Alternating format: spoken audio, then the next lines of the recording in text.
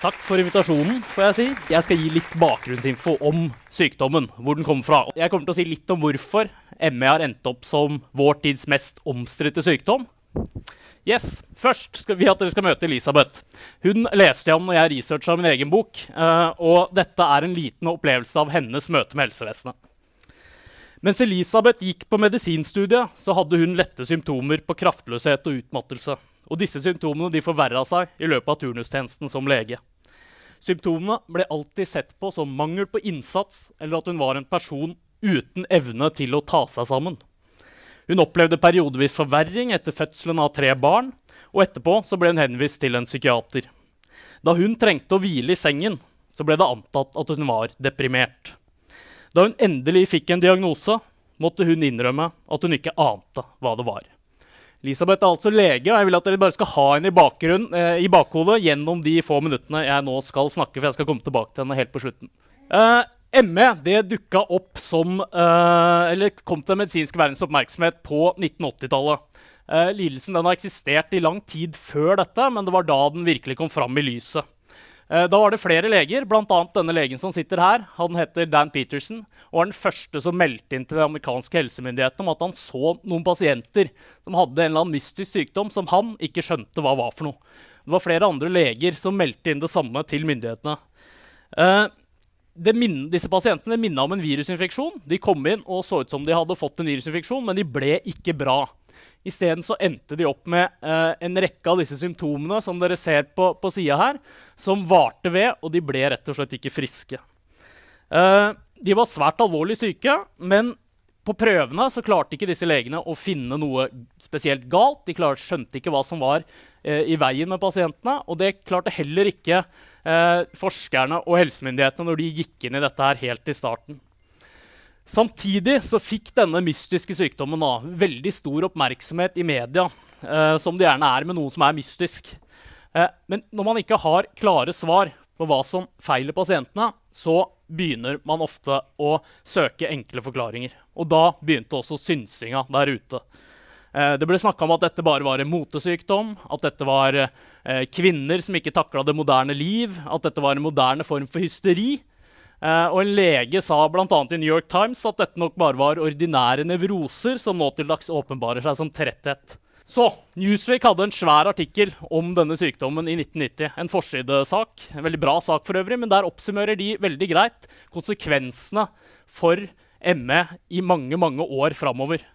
Dette er et problem man sliter med den dag i dag. For denne synsinga som de begynte med da, den hadde ikke noe støtte i forskning, og tvert imot så vet vi nå, etter at det er forsket en del, at dette ikke stemmer. Allikevel så festet dette seg i det medisinske miljøet, og det har preget debatten helt frem til i dag.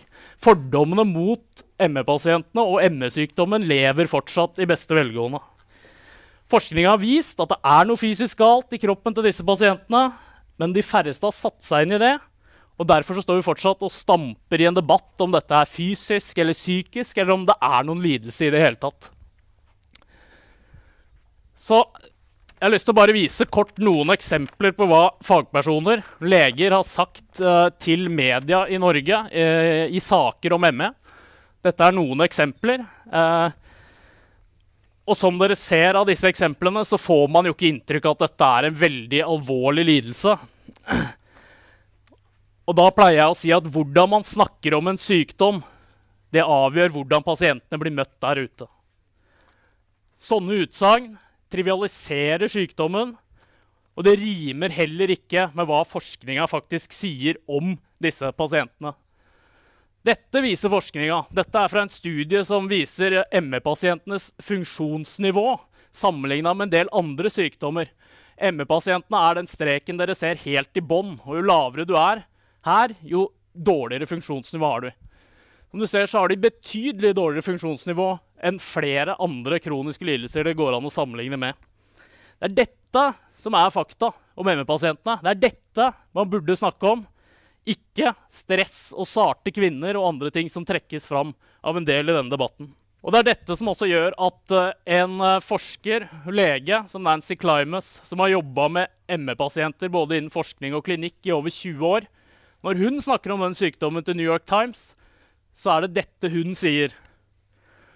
Og hun sier en annen viktig ting her. Hun sier at takket være 3 tiår med milliardinvesteringer i forskning, så har HIV-pasientene, som hun også ser, de har nå et ganske velfungerende liv.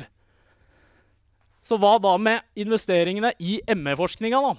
Her har jeg satt opp de siste 5 årene med bevilgninger fra amerikanske helsemyndigheter til ME-forskning på 4 forskjellige sykdommer, en av dem ME. Skal vi avsløre da hvordan ME ligger an i racet om forskningsmidler? Dette er de siste 5 årene med bevilgninger til ME-forskning. Man bruker 3 til 4 ganger så mye penger på å finne løsninger på hvorfor menn blir skallet.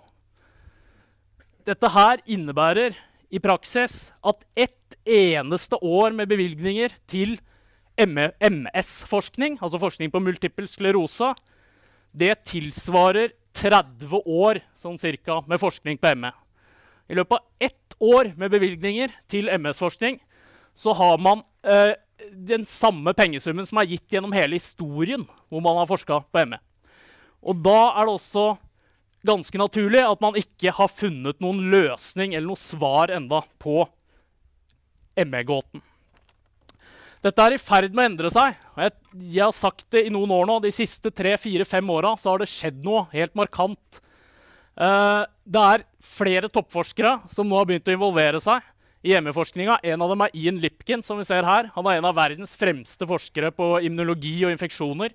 Og han har flere andre med seg som har begynt å gå inn i ME-forskninga. Og det er ekstremt viktig. Det kommer til å gi nye viktige funn. Det gir legitimitet til sykdommen. Og det er dette som kommer til å være løsningen på problemene man har møtt innenfor ME-feltet i lang tid. Helt til slutt, Elisabeth, som dere husker jeg leste om her på starten. Jeg leste et lite utdrag. Det jeg leste var hennes opplevelse av møte med helsevesenet da hun fikk en uforklarlig sykdom på 50-60-tallet. Hun skrev senere en bok om den sykdommen hun fikk, og den sykdommen var multiple sklerose.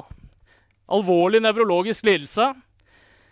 Og vi ville blitt opprørt i dag hvis hun som MS-rammet hadde gått til legen og blitt møtt på den måten hun ble møtt. Men hennes historie fra den gang, det er en typisk historie om en ME-pasients møte med helsevesenet i dag. Der vi nå er med ME, der har vi vært før i medisinsk historie. Og det uforklarlige, det blir gjerne forsøkt bortforklart.